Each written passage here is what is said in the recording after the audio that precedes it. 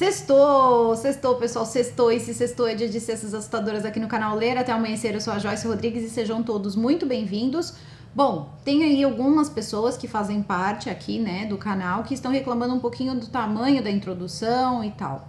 Então, assim, para isso não ficar longo, para a introdução não ficar longa, eu só vou dizer para vocês que eu vou trazer esse tema hoje, né, que então é a Bíblia Satânica, o satanismo de Anton LaVey, para vocês entenderem algumas coisas, principalmente que foram mencionadas em outros vídeos, e entender de uma vez por todas o que foi o real pensamento quando se criou tanto a Bíblia de Satã como também a Igreja de Satã, e conhecer um pouco mais quem foi o Anton LaVey, porque o Anton LaVey era uma pessoa comum, como eu, você, com emprego, trabalho, filhos, contas para pagar e etc, e um pensamento, na verdade, que se usa ali a forma de Satã, usar o Satã como se fosse uma forma de se fazer ouvir, porque as ideias que ele colocava era uma forma de mostrar para as pessoas que enquanto estava todo mundo na hipocrisia de uma religião cristã, todos eram, pela definição que a própria Igreja Católica criou, satanistas, ou reverenciavam as ideias satânicas e não as ideias cristãs. Então agora eu peço para vocês que deixem o like de vocês logo agora no começo do vídeo, me ajudem aí com o like de vocês, me sigam também nas redes sociais, na @Joyce Rodrigues Oficial, por lá eu sempre notifico vocês quando sai vídeo novo, isso eu sempre tenho que repetir, porque às vezes a plataforma não notifica vocês, e se me marcarem nos stories, eu também reposto, tá bom? Então para isso não ficar mais longo, eu vou chamar a vinheta e a gente já começa. Então, Penny e Jack, vinheta.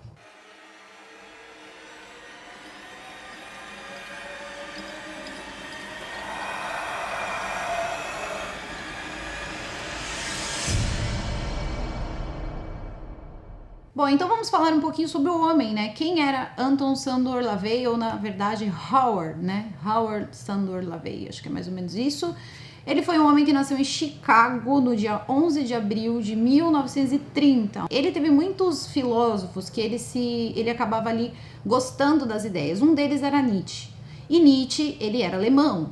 E ele também teve por um tempo, né, uma amizade com Wagner, que era praticamente ali um homem que criava músicas ali pro Hitler, né? Então houve ali um tempo em que Nietzsche, ele teve uma briga muito séria por ideias antissemitas do próprio Wagner, e o Nietzsche não aceitava aquilo, e depois até as obras dele foi deturpada pela irmã por um tempo, para deixar elas parecendo um pouco mais antissemitas, porque no fundo Nietzsche não tinha nada de antissemita, ele via as pessoas como iguais. Então aqui ele usa isso muito, né? O LaVey, ele vai utilizar esses pensamentos de Nietzsche e também vai utilizar de outros pensadores, até mesmo do lado do ocultismo, e em algum momento da vida também vai utilizar as obras do Crowley, em específico o livro da lei. E quando começar a falar sobre o que ele pregava, vocês também vão começar a entender que tinham sim coisas que têm um pouco ali a ver com o livro da lei. Então dá para perceber ali as relações, mas como algumas pessoas podem não conhecer, no caso de Crowley tem vídeo no canal. No caso de Nietzsche é uma coisa já muito grande, porque é um filósofo que tem umas obras, até umas obras bem complicadas de entender, mas que muito sinceramente eu gosto muito. Então eu entendi essa parte, e aí também a gente vai entendendo como ele vai tecendo isso e o porquê disso. Quando a gente começa a entrar na história dele, a gente vai perceber que ele sempre foi um garoto um pouco diferente, tá? As ideias dele, desde sempre, sempre foram muito pungentes, ele sempre teve ideias muito próprias, e eu também descobri dentro de um estudo de doutorado que falava um pouco sobre ele, né, sobre o Anton, que ele, na verdade, ele teve esse contato com a magia, não foi do nada. Os avós, parece que paternos ou maternos, agora eu não vou recordar de memória, eles tinham ligação com magia, tá? E ele se nega sempre a colocar a magia como a magia branca e a magia negra, porque é aquilo que a gente sempre diz aqui no canal, canso de falar também pra vocês, que essa distinção ela não existe. Quem mexe com magia, ela vai mexer com a magia de acordo com o que ela precisa. Isso vai definir, né? Na verdade é o próprio mago que vai definir se aquilo é uma coisa boa ou é uma coisa ruim, sabendo que aquilo pode prejudicá-lo. E é nesse ponto que eu digo para vocês que quando essa Bíblia ela é criada, ela acaba derrubando até mesmo essas ideias mágicas. Então não é apenas um manifesto assim de vamos nos livrar de uma religião cristã que nos pune por tudo aquilo que nós somos, né? Nós somos seres humanos, nós somos animais. Então aquele momento onde o ser humano ele se distancia dos outros animais, se coloca numa superioridade maior quando na verdade ele tem um comportamento animal, e quando a religião começa a condenar tudo aquilo de uma forma onde você não é um religioso, você é um temente à religião, você é quase um apavorado dentro de uma religião, porque você morre de medo de tudo. Então, só para deixar claro, quando ele vai crescendo, lá pelos seus 12 anos de idade, quando ele vai frequentar o colégio, ele já começa a chamar a atenção. Primeiro que ele não era um aluno, aquele aluno que tira boas notas em português, matemática, não. O negócio dele era alguma coisa em química, e ali ele pendia assim, ele ia sempre procurar, ele sempre estava estudando livros de ocultismo, as redações dele deixavam os professores de cabelo em pé. Até que uma hora ele se cansa, porque eu acredito que deve ter acontecido ali também uma espécie de bullying, né, dentro do colégio, tipo, esse menino é muito esquisito. E ele acaba largando o colégio com 16 anos e também a casa, então ele vai embora de casa. E dentro desse tempo, até os 16 anos, ele já tinha lido diversos livros aí de magia e também se considerava ali com um pezinho dentro do hermetismo. E o hermetismo, só para deixar claro de uma forma simples para vocês entenderem, nada mais é do que a dualidade. São pensamentos contrários, são aquela ideia de bem e mal, e não existe um sem o outro. Então essa dependência de opostos. E claro, isso é uma resolução simples para vocês conseguirem entender mais ou menos quando se fala de hermetismo. Tem muito mais coisa envolvida, mas os conceitos básicos seriam esse. Tem um livro que é bem pequenininho que vocês podem encontrar, que chama Kybalion, que vai ajudar vocês a entender mais ou menos o que seria o hermetismo, mas se vocês quiserem, depois eu trago um vídeo sobre, tá? Mas a questão é o seguinte, quando ele começa a ter esses estudos, ele começa mesmo a encontrar livros e começa a ler e começa a procurar livros principalmente de magia, de alta magia, então ele já começa a mexer com algumas coisas, mas ele sempre se considerou ateu, ele não acreditava em Deus, desde sempre, assim, eu não acredito em Deus. Porém, existe uma coisa muito interessante sobre ele, que ele sempre falava,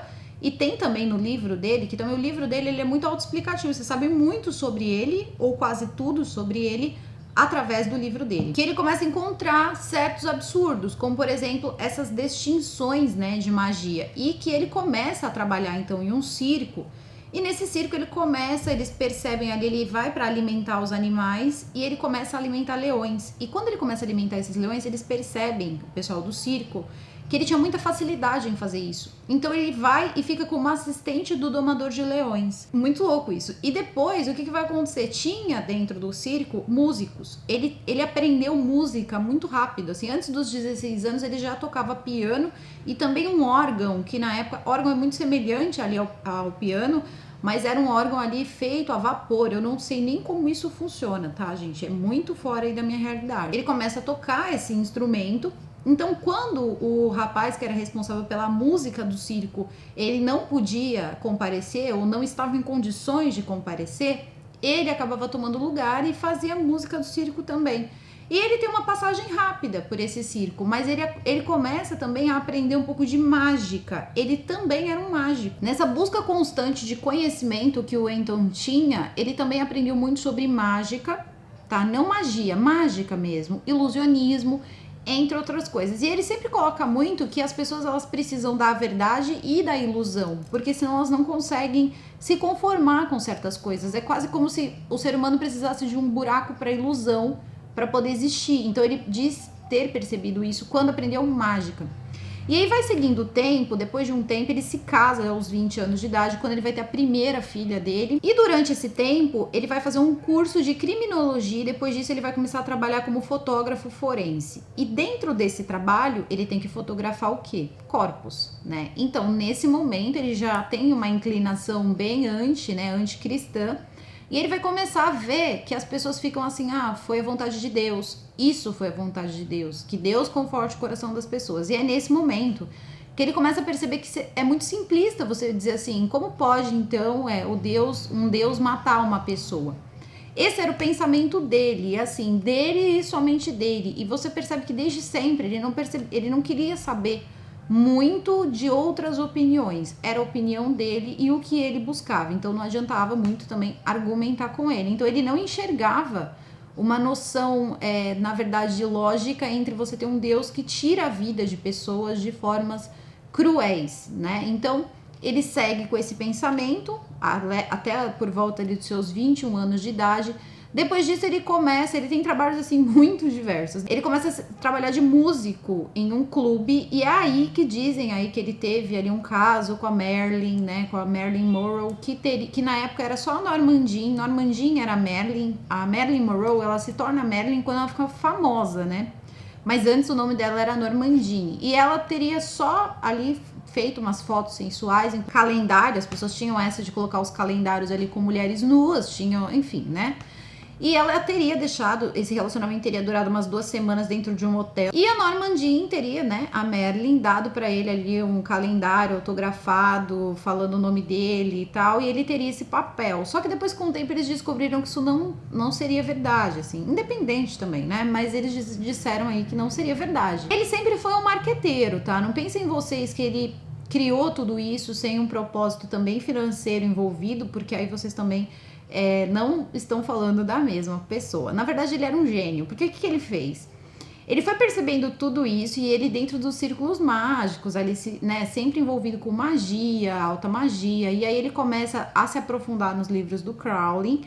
Então ele decide um dia, justamente em 1969, que é quando sai o Bebê de Rosemary, que ele depois vai dizer que sim, ele teve participação no filme, isso nunca foi comprovado nem acreditado. Alguns dizem que foi um erro na hora de acreditar e outros dizem que na verdade ele nunca tinha participado do filme, nenhum ator viu ele nesse filme. E ele teria de fato feito ali o capiroto, né, dentro do filme. Ele tinha feito outros filmes ali, tinha lá o Dr. Drácula, tinha uns filmes ali que ele tinha participado na produção, né, ali sendo o ator, ou também participando na parte técnica do filme. Então ele tinha uma habilidade, assim, nessa área de cinema muito boa. Bebê de Rosemary, ele ganhou essa notoriedade porque muita gente naquela época acreditava que 1969 era o ano 1, então seria um novo ano, uma nova energia, e que teriam ali muitas mudanças, muitas revelações, muitas coisas diferentes. E nessa época ele decide, juntamente com alguns outros mágicos ali, fundar uma igreja de Satã. Primeiro a ideia seria fazer ali um grupo, mas ele disse que não, porque ele queria deixar um negócio institucionalizado, ele queria que a coisa tivesse corpo, respeito, pudesse ser ali difundido de forma comum. E ele já tinha mais ou menos uma ideia de como ele representaria aquilo. Só que até então, no início nem tinha o nome de igreja de Satã no pensamento. Quando é fundada, já é fundada com esse nome. Mas era uma forma de dizer o seguinte, a mensagem seria o seguinte: você se focou em ser um bom cristão de acordo com o que manda ali os seus líderes. Acontece que você não percebeu que você vive a vida de um satanista, de uma pessoa que acredita em Satã. Então a ideia Satã para um satanista, ela é só a ideia do contestador, do acusador. E justamente contestar seria também ali a questão do conhecimento. Você não conhece nada sem contestar. Então isso também é uma coisa muito certa dentro da Bíblia de Satã, que vai vir um pouco depois. Então primeiro ele funda a igreja, ele vai fundar essa igreja na Califórnia, porque depois ele vai para lá, né? Então ele funda essa igreja lá. E quando eles inauguram essa igreja, era ele, enfim, o sacerdote dessa igreja, e ele percebe que as pessoas têm uma necessidade, tá, de ter um ritual, fazer parte de algo. Então o que acontece? Ele percebe que até os ateus, eles sentem essa necessidade. Você é um ateu solo, né? Então ele vê que você juntando um grupo, aquilo podia funcionar muito e ser, na verdade, um lugar muito diferente da igreja. Até mesmo no livro dele ele cita que as pessoas iam para a igreja e não viam a hora daquilo acabar, e lá ele queria fazer uma coisa diferente, que as pessoas não quisessem que acabasse. Então os conceitos eram o seguinte: você é um ser humano e todas as vontades que você tem são humanas. Se isso tem que ser penalizado dentro da sua religião, então não querem que você seja um ser humano, quem você é. Então aí você se torna o quê? O adversário da religião. Então você é Satã. Seria mais ou menos isso. Então essa ideia, ela parece muito, muito robuscada e tal, mas ela não é. Ela quase não é religiosa. Ela é mais um grito contra tudo que acontecia naquela época. Era uma época de muito extremismo religioso, que não chega nem perto do que é hoje, tá? Mas já existia muito extremismo religioso nessa questão de o cristianismo é o cristianismo. Então, todo o resto é, sabe, não é legal. E também muitas igrejas, religiões, cultos começaram a surgir uma coisa meio New Age e tal. E ele também era contra isso aí, tá? Ele também era contra uma certa vertente do humanismo, então ele começava até mesmo, ele era contra magias, quando começava, isso aqui é uma magia branca de elementos naturais e tal. E ele dizia que aquilo não tinha sentido nenhum, que aquilo era uma manipulação, que aquilo ali nada mais era do que psicologia. Então ele dizia que era o seguinte, que não existia ritual mágico, não existia a magia, ela só era uma ciência que ainda não tinha sido validada. Tinha, obviamente, mandamentos e também tinham pecados que eram considerados dentro da igreja, né, dessa igreja, da igreja do Lavey, que depois eu vou mencionar um a um para vocês, eu até vou ler para vocês aí, porque eu também não sou uma máquina. Então vamos lá. Ele vai, faz o livro, então um belo dia ele decide, bom, existe uma necessidade de um livro. E o Lavey, ele sempre soube trabalhar o marketing pessoal muito bem. Então, ele não tinha dificuldade em colocar as ideias dele para frente. Ele, na verdade, foi muito conhecido também. Vamos colocar assim, ele influenciou revistas importantes, tipo Rolling Stones, várias revistas, Times. Então, ele tinha um pé dentro. As pessoas não rejeitavam ele. Então, ele aproveitou isso, faz então a Bíblia. E aí o que acontece? Dentro desse livro as pessoas acham que elas vão encontrar, sei lá, rituais e coisas que você vai ali assinar, né, com sangue, e não é nada disso.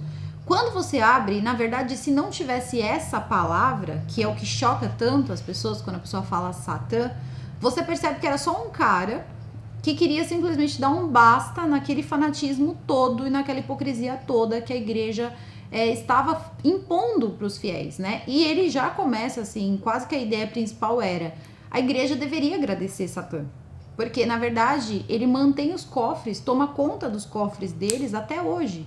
Então já era um manifesto ali com relação ao dinheiro que as igrejas tiravam das pessoas. Dentro desse livro ele também diz o quanto ele mente o tempo todo e mente indiscriminadamente. Por que ele diz isso? Para que você tenha dúvida também do que ele está falando. Ele dizia que a dúvida era a força motriz de um ser humano. Você estava dentro de um determinado dogma religioso, de uma religião, você era quase proibido de duvidar. Então, se não há dúvida, não há conhecimento. Se você não colocar alguém, seja quem for, inclusive ele, por isso que ele diz, eu minto o tempo todo, então alguma coisa ali você pode dizer, será que isso aqui é verdade?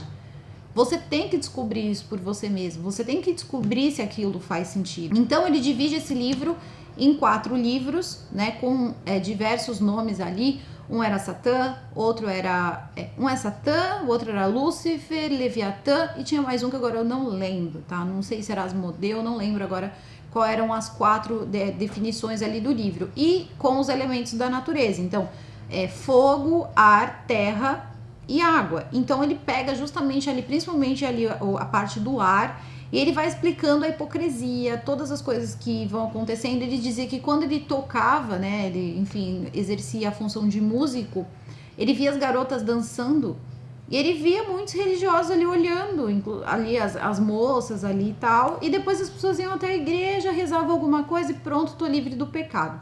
Então, basicamente, ele diz o seguinte, se você não tem que ter pena do fraco, você tem que lutar para não ser um fraco. Você não tem que sair distribuindo o que você tem.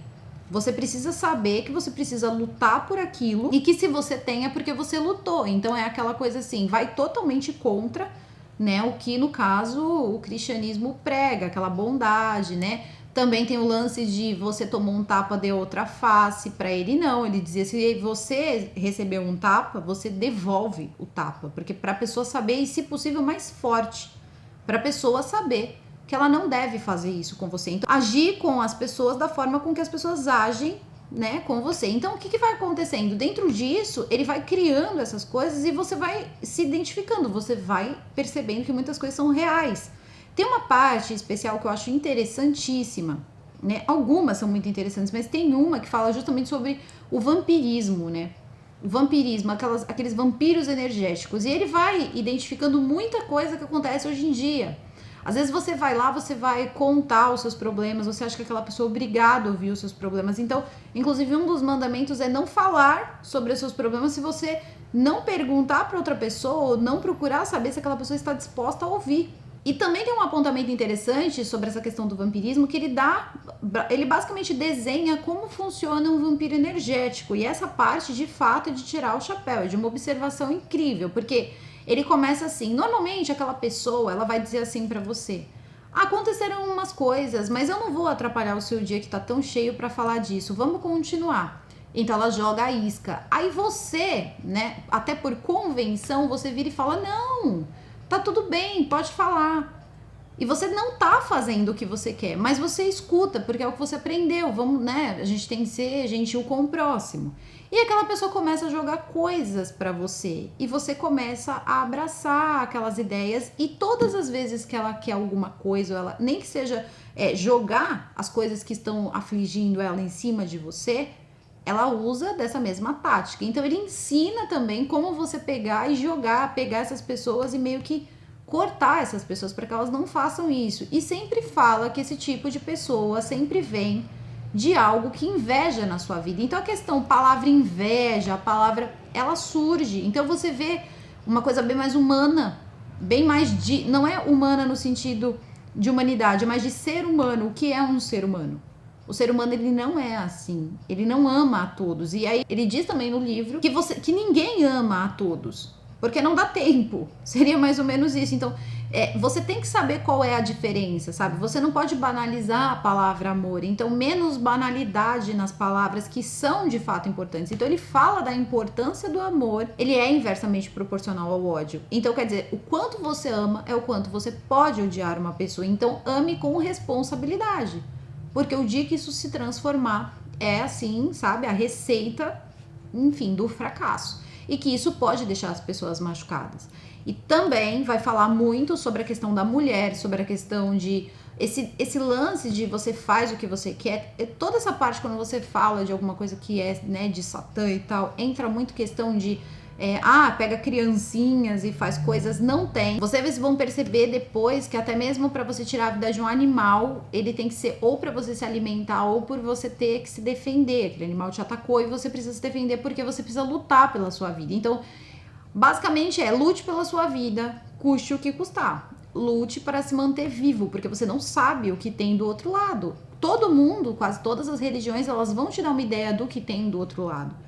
Mas de fato ninguém sabe, porque senão as pessoas iriam tranquilamente. Não é isso que acontece. E aí ele vai dizendo, vai falando um pouco sobre os animais, como os animais se sentem quando chega esse momento da morte, né? Que eles também não sabem para onde eles vão, eles não sabem nem de fato o que é a morte, eles não têm muito esse entendimento, mas têm uma sensibilidade, o quanto eles lutam para que isso não aconteça.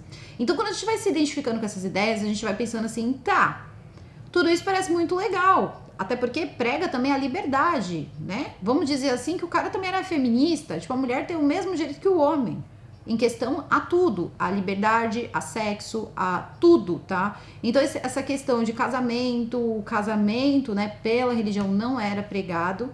E também só existiam poucas datas, feriados e tal, que eram respeitados ali, que seria o seu próprio aniversário, o Halloween e 2 ali, solstícios ali. Mesmo que ele não ensinasse magia, tinham muitos ali, muita gente que era ocultista, tinham muitas pessoas que se sentiam acolhidas ali, assim como muitos ateus. Então isso também arrebatou, por incrível que pareça, cristãos. Porque alguns cristãos, eles também não concordavam com as coisas que estão acontecendo. Então é quando o cara, ele pega, ele funda um negócio que tem mais a ver com o que as pessoas estão pensando, o que as pessoas estão sentindo. E é nessa hora que eu paro e penso. Ele teve uma ideia de marketing ótima, porque ele coloca um nome apelativo, coloca as ideias dele. Eu sei que tem todo um fundamento mágico por trás daquilo, para algumas pessoas, porém, ali funcionou como um livro de autoajuda. Aquilo era o que as pessoas estavam precisando ouvir para poder se sentir melhor em vista do que elas estavam passando na mão das religiões, porque naquela época as coisas começaram a ficar um pouco mais apertadas, grupos que pensavam diferente começaram a ser perseguidos. Então, isso tudo deu uma liberdade de você ser quem você é e não ter que ser julgado por isso, que isso sempre foi um peso para quem seguia uma religião. Ela sempre fazia tudo contra a sua vontade para não ser punido. Então ali, basicamente, você tem um aval para ser quem você é. Então, para isso acontecer, assim, até mesmo no seu cérebro, é como uma hipnose. Você precisa acreditar muito, você precisa ter muita segurança com aquele seu líder que está pregando aquilo. Então, o que ele faz? Ele faz toda uma ritualística ali de roupas e de símbolos que ele deixa claro que é apenas para poder satisfazer essa parte do ser humano que precisa de um ritual para tudo. Então ele deixa isso muito claro, que aquilo no fundo não tinha muito sentido para ele, mas que ele sabia que tinha um sentido para muitas pessoas e era o que ajudava a reunir muitas pessoas. Muita gente se agradava em fazer parte de alguma coisa que tinha um ritual, que tinha séries. Por mais que não tivessem rituais específicos, a não ser batismo, casamento e funeral, ele deixava claro que você podia ali ter uma liberdade de repente tentar algo semelhante. Então ele já escolheu o arquétipo que ele queria, então o que ele fez? Ele me vira a estrela de 5 pontas, coloca de cabeça para baixo, para poder dar certo ali como se fossem os 2 chifres de Bafomé. Ele coloca no centro ali a cabeça de Bafomé e dá ali algumas alusões. Então ele era muito imaginativo, então tinha um símbolo, essa religião tinha um símbolo, essa religião tinha um livro também, não era um livro sagrado, mas para muitos é um livro sagrado até hoje, né, as ideias dele. E outros interpretam essas ideias, antropólogos ali interpretam essas ideias como de fato o produto de uma época. Eu entendo desse jeito. A questão é quando a gente para e olha que o produto dessa época está mais forte agora, né? Nós somos o produto de uma época muito pior. Então, todos esses movimentos que tentaram radicalizar um pouco e tentar segurar, pelo menos fazer com que essas igrejas agissem de forma diferente, não aconteceu nada. Naquela época, né, certas religiões aí eram bem pequenininhas e hoje em dia elas são gigantes, bilionárias e basicamente tomam conta do que elas quiserem. Então, tudo isso fez com que esse pensamento dele ficasse conhecido. O livro dele, ele era um cara estranho, tá? Ele andava com roupas bem diferentes, mas ele sabia, ele queria ser estranho. Essa é a real. Ele falava que se não fosse daquele jeito, a coisa não funcionaria. Então ele raspa a cabeça, tem toda uma questão de usar uma capa. Então tinha algumas coisas do tipo, as mulheres mais velhas, elas tinham que usar preto, né? Roupas pretas. Os homens tinham que usar capa. As mulheres mais novas, elas tinham que usar roupas sensuais, que era para poder despertar, né, a libido ali de homens, para que os homens não se sentissem assim castrados e tal. Porém, se vocês pensam que o negócio era tipo um bacanal, até poderia ser, mas você tinha que concordar. Para que isso acontecesse, não podia ter menores de idade, crianças, nem nada disso. Então não existe esse negócio de sacrifício, de coisa humana, não. Se existisse, existe aí algum pedaço deturpado da coisa. A dele, não. Mas se você quisesse se relacionar com diversas pessoas ao mesmo tempo e todo mundo tivesse ali concordando e se satisfazendo, estava tudo bem. E você não tinha que ter vergonha daquilo. Assim também como ele dava o celibato, olha só, ele dava o celibato para quem era assexuado. Não fossem incomodadas, eram dados celibato para elas, o direito de não ser visto como um ser ali onde alguém poderia ter uma ideia, né, sexual.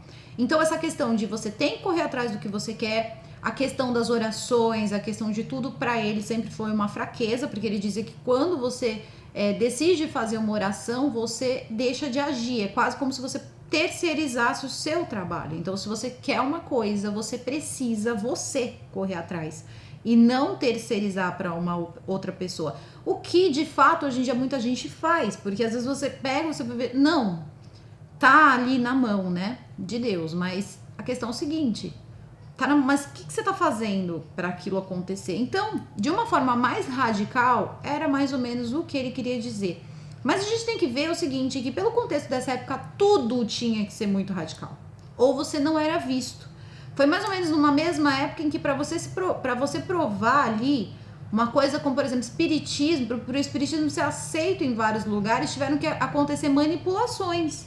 Existiram fantasmas, existiram coisas que depois foram provadas que eram falsas, mas se as pessoas não vissem alguma coisa com seus olhos, as pessoas elas não acreditariam. Então depois que se houve esse entendimento, não houve mais essa necessidade. Algumas pessoas perguntam muito para mim, dizem assim, Joyce, por que depois de certa data ninguém mais foi possuído, ninguém mais parece ter tido, sei lá, efeito poltergeist, essa coisa toda? É uma boa pergunta, talvez porque não tenha mais essa necessidade. Então, sempre nessa prova de querer provar determinadas coisas, o extremo era muito necessário. Anton, ele conseguiu, ele tocou essa igreja, teve também uma filial em Portugal que teve problemas, chamados ali para falar com o juiz para dizer o que eles iam pregar, porque as pessoas ficaram assustadas com aquilo. Depois que eu vi como eles aderiram bem em Portugal, né, essa igreja, né, seria a igreja de Satã, eles andam muito ali por uma região chamada Sintra. Então parece que tem uns lugares ali que sempre em determinadas datas eles fazem alguns rituais ali, mesmo que rituais não fizessem parte da cartilha de Anton LaVey. Mas depois não adianta, isso acabou se dividindo em várias partes e cada um, vamos colocar assim, decidiu tocar a sua maneira, mas queria utilizar sim como principal conceito o Anton LaVey, porque quando se toca no assunto dele, é quase como se fosse assim, tá tudo bem, é uma coisa tranquila.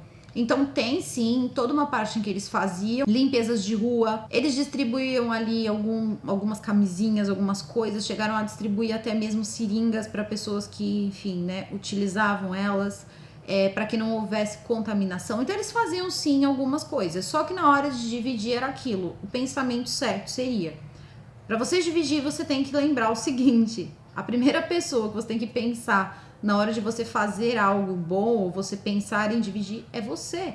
Então, assim, não é para você abrir mão de nada que você está acostumado, nem que isso seja um luxo. Você só deve dividir o que sobra de tudo que você necessita e conseguiu ter ali, né, com o seu esforço para você. Então você pode fazer isso, mas faça para poucas pessoas, porque você é aquilo, né? Você não pode mudar o mundo. Então isso fazia muito sentido e hoje parece até que faz muito mais. Então eu acho que as pessoas elas mais se impactam com a palavra do que com o conceito, porque se a gente parar para pensar, o conceito ele não tá tão errado assim. E aí é quando a gente também pega e vê o seguinte, não tá tão errado assim, porque também foi muito bem escrito, né? Esse livro foi muito bem escrito pelo Anton, mas ele teve várias inspirações, principalmente em filósofos, pessoas influentes, pessoas que tinham ali algo a dizer. E não é muito diferente, né? Todo mundo fala da questão do livro da lei de Crowley, fazes o que tu queres, pois este é o todo da lei. Só que acontece que tem um antes. Para você chegar a fazer o que você quer, tem algumas coisinhas ali que você tem que fazer, para que você não faça mal ao outro. Então, tudo isso é aquela coisa, você pode praticar o que você quiser, portanto, que você não vá ferir outras pessoas, que você não acabe fazendo mal a outras pessoas. Então, não é bem assim que funciona. E o questionar, e questionar, e questionar sempre. Questione, porque essa é a sua arma, este é o seu conhecimento. E por isso também ele diz que as pessoas, elas são a representação, elas são Satã, porque ele não era o questionador, o acusador, ou etc e tal. Então, isso na verdade foi o que fez sentido para ele. Ele sabia que quando ele desse esse nome, tanto para a igreja quanto para o livro, isso chamaria a atenção das pessoas e despertaria o que a gente sabe que é muito fácil de despertar, um certo proibido. E esse proibido faz com que o consumo ele aconteça de forma mais rápida. No período em que esse livro foi lançado, a Satan Bible, ela vendeu mais do que a Bíblia cristã. Ela vendeu mais, as pessoas queriam saber o que era aquilo. E já teve tantas edições, não para de ter reedição. Então, desde a época que foi lançado esse livro ali, por volta ali da década de 70, comecinho da década de 70, ninguém mais parou de fazer esse livro rodar em diversos idiomas em vários lugares aí do mundo, tá? Anton Szandor LaVey, ele acaba morrendo no dia 27 de outubro, ele parece que tinha um efizema pulmonar, 3 anos antes ele ainda teve mais um filho, então ao total ele teve 3 filhos ali, 2 meninas, e o último, juro pra vocês que eu não sei se era menino ou menina, porque os nomes que ele dava, tirando a primeira, que acho que era Alice, ou Alice, alguma coisa assim, o resto tinha uns nomes bem complicados, ele teve 3 esposas, então... não sei, teve aí seus momentos aí, enfim, como todo ser humano, morreu aos seus 67 anos de idade. Dizem que ele ficou um pouco paranoico aí no fim da vida, principalmente ali com o que acontecia dentro da... Ele talvez tenha exagerado um pouco mais ali no final aí nessa alegoria toda, mas aquilo era uma alegoria. Nunca existiu, por exemplo, um demônio que era cultuado, não existia nada disso, porque ele não acreditava nisso.